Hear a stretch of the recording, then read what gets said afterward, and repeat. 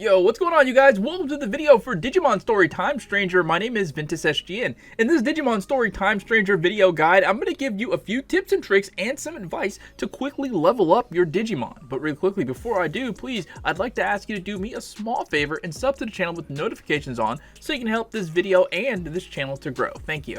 Alright, so the first piece of advice that I can give you for leveling up Digimon really quick is the pay to win method. Now, they gave us a DLC called the Outer Dungeons. It cost me $7.99 USD, and it was literally the best investment for this game because it allows me to easily grind money and experience for my Digimon. So if you're able to, get that DLC and you really won't have to worry about leveling up your Digimon. Now, if you're like I was before I gave in to the dark side and bought that DLC, or you're just old school and like grinding while listening to music, because I like that, this game makes you grind. Alright, so if you didn't farm 100 Digimon in the beta like a week before the game came out and you are just starting out, the best thing that you can do early is to farm a lot of Digimon. When you first arrive in any combat zone that is full of Digimon, I suggest staying in that combat zone for a while, grinding Digimon to 100% scan rate and then converting them so you can load them into your main team Digimon. If you see a Digimon out in the zone that you want to join your team, grind that Digimon scan data to 200% so they get the most stats possible when they join your team. Whenever you leave a combat zone and return to it, the Digimon always reset. Now, before you have full access to the Digifarm, and by full access, what I really mean is all of the trainings for each and every one of the attributes, this is going to be your best bet. Grind Digimon and then load those grinded Digimon into your main team Digimon. What I normally do is grind a rookie or an in-training 2 Digimon until it gets to about level 20, then I Digivolve it up to the next stage of evolution where it'll be a level 1 Digimon. I then grind the area again until every Digimon in the zone is converted to 100%, not 200, just 100%, and then I leave the zone and convert all of those Digimon and then load all of those converted Digimon into that level 1 main team Digimon, which it won't be a level 1 Digimon anymore after all that grinding. It'll probably be like level 6 or 7 or 8 or something like that. After you load that main team Digimon with all of the fodder, and I'm using air quotes when I say fodder, all of the fodder that you converted, take it through the zone again and scan a new wave of fodder to 100% scan rate. During this time, you were only focused on one Digimon. Let the others that you have on your team remain as they are, gaining experience, whatever. This might be a fated take, but if you can get one Digimon on your team to be super strong, it's going to start to one-shot other Digimon with the Digi attack when you press the right trigger. And if you can get that to happen, it makes farming so much easier. So focus on making one Digimon as strong as possible so it can one-shot things with its Digi attack. For my first playthrough of the game, it was Angemon who became the strongest, the fastest, since he levels intelligence faster than most Digimon. It would be him or my Renamon that I was one-shotting the fodder rookies in the early zones of the game with. Just make sure you give your strongest Digimon 4 types of magical attacks as attachment skills, mainly something for fire, lightning, plant, and holy. And I'm going to talk a little bit more about Digi attacks in just a minute. And also look at those skills that you attach to your Digimon and see if they are magical or physical attacks. If they are magical attacks, that means they scale off of intelligence. If they are physical attacks, that means they scale off of your attack score. If you're using an Angemon like I was, make sure his skills all say magical attacks, unless you have an Angemon that has a super high attack and a lower intelligence, then you can use the physical attacks. Now, the idea is to Digivolve your strongest rookie level Digimon to a champion so you can completely own a rookie zone. When you de-Digivolve your Digimon, it keeps a portion of their old main stats as blue cumulative stats that are always added to the main stats to the finished Digivolution. So with that said, I would do the Digivolve and de-Digivolve grind like 2 to 3 times on your main Digimon to get as many cumulative blue stat points as possible. each time getting it to at least level 20 before you digivolve them either up or down. Just when you're doing it, make sure you have the bond percentage to match. Bond in this game is equal to the number of times you can digivolve a Digimon and get those blue cumulative stats to transfer over. So if you have a 2% bond, you can only digivolve that Digimon twice and get those blue cumulative stats to transfer over.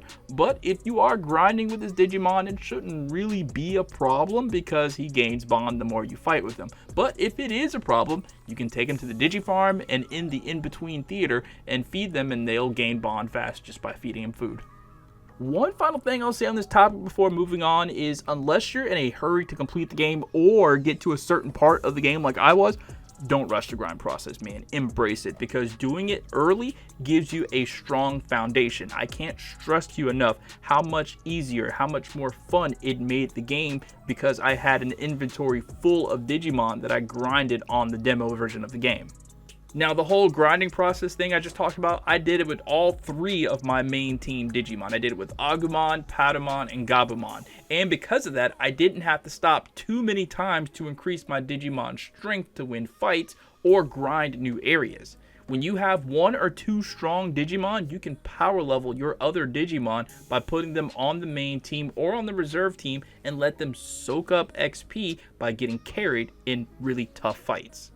Now, let's talk about the Digifarm. The Digifarm is the perfect way to make a certain stat on your Digimon strong, provided you have the right training. Now, trust me, do not beat yourself up trying to get every training possible early in the game. I mean, you can if you're trying to take your time and really immerse yourself in the game and your playthrough and you're trying to get everything, sure, go ahead and knock yourself out. But I'm just letting you know right now, later on in the game, it becomes a lot easier to get all of the trainings. Like, you can go to different vendors and buy this if you need it and then go and get it, because earlier in the game, you just won't have easy access to certain materials so you can get certain trainings. You understand what I'm saying? So in the digital world, Zudomon is the vendor that crafts all the trainings. Now, if you want my advice, these are the trainings you should get in order of importance for all Digimon overall. HP training, the Sauna A, B, or C, because having a lot of HP really helps in every fight. It's so reassuring to see that 9999 for HP. Next comes defense, the club A, B, or C. Having a good defense means that you will take a lot less damage in fights.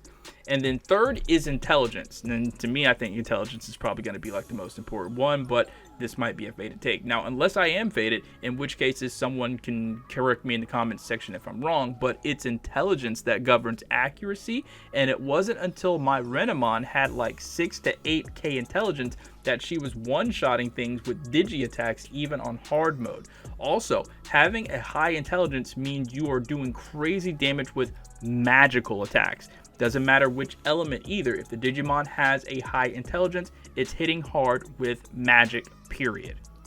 Now, this also determines which Digimon goes out for the digi attack. I tested it. My Gallantmon had a lower intelligence than my Lilymon just now, but Gallantmon had a magic fire attack and Lilymon didn't. But she has other magical attacks and her intelligence is higher than Gallantmon, but it was Gallantmon that went out for the digi attacks. I switched it up and gave Lilymon a magic fire attack, and then it was her who went out for the digi attack. So whichever Digimon has the highest intelligence and the right skill that your target is weak to will go out for the digi attack. Now, you want to try and get those 3 trainings as fast as possible so you can increase those core stats in your Digimon. For the others, attack is okay. I'm more of a caster type of player, so I wasn't too concerned with having high attack on all of my characters, but it can be just as important as intelligence. I really understand. I'm not saying attack sucks. I'm just saying that my playstyle, I like shooting magic in games. Now, spirit governs how well your character can heal. So it's good to have a decent amount, but on my first playthrough of the game, I only focused spirit training when a Digimon needed it to Digivolve, and I had 0 problems doing it that way, even on hard mode. Now, that's not to say that I didn't take one Digimon specifically that was going to be the healer and made it have a high spirit. I did that with my Lilymon, I think. Speed is the most useless skill in the list. It just determines your Digimon's turn order and evasion rate, and it might do something else, I think. But I think those are two main stats. Now, I'm not saying having speed is useless. I'm just saying it's the least important skill to upgrade to me. However, there is something to be said about a Digimon that just can't be hit because it has a super high evasion rate. So you have to like pick and choose what skills matter to you the most. For me, speed doesn't really matter. Now, once you get all the trainings, you can use them as a supplement to make your Digimon grow in an area that they're either lacking in or you just want to supercharge. For more information on how to use the Digifarm, please see my video detailing exactly how to use the Digifarm. So when it comes to Digifarm, if I were you, I would only use the long-term farm training on Digimon that you eventually want to use but are not right now on your main team or reserve team, and just have them passively gaining stats as you play through the game. But be careful, because if you only have one of a particular type of training, only one Digimon can use that training at one time. So to have multiple Digimon training, let's say HP at one time, you need to have multiple copies of HP training, enough to accommodate the amount of Digimon you want to train. And just to be clear, what I mean by long-term training is if you put a Digimon in training and you don't quick complete it, which I'm going to talk about in just a second, there is a countdown timer that once they finish that countdown timer, they're going to be complete, they're going to be done with the training and get the bonuses. And then you have an option to continue the training if you're out in the field, or you can just go there and take them out and do whatever you want with them. That's what I mean by long-term training. Now, this is where it can kind of get tricky with the quick complete. You can train a Digimon and quick complete the training, but it costs money to do so, and money runs out kind of fast in this game, unless, like I said earlier, you have the Outer Dungeon DLC. You can just hit the Outer Dungeon for like 5 minutes and come out with 1,000,000 yen. But if you don't have it, you have to really pick and choose which Digimon you want to have better stats, which is another reason why I said pick one Digimon to be your leader and supercharge him. So it's the one going out and doing all the Digi attacks and one-shotting everything and just clearing waves and mobs as quickly as possible. And one final thing on this, just so it's all blatantly clear, high attack means good physical damage. This means attachment skills that say physical attack and not magical. High defense means you take less damage.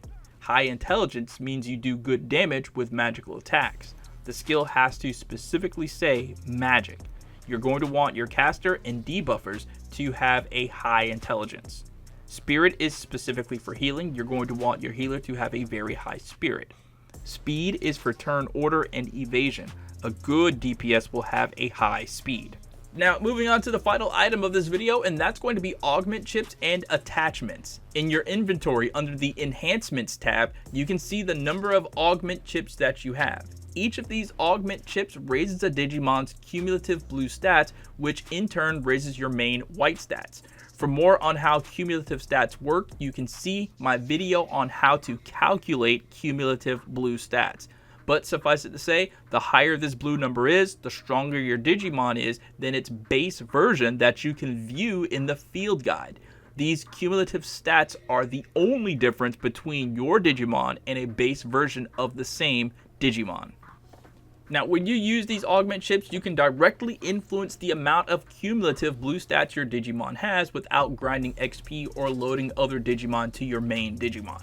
And yes, if you load another Digimon that has cumulative stats to one of your main Digimon, it does get more stats, but it isn't worth it to feed fodder to feed your main Digimon. I tested it and you actually lose points doing that. I made an entire video talking about it if you want to check it out later, but suffice it to say, you're better off just grinding fodder and giving that fodder to your main Digimon.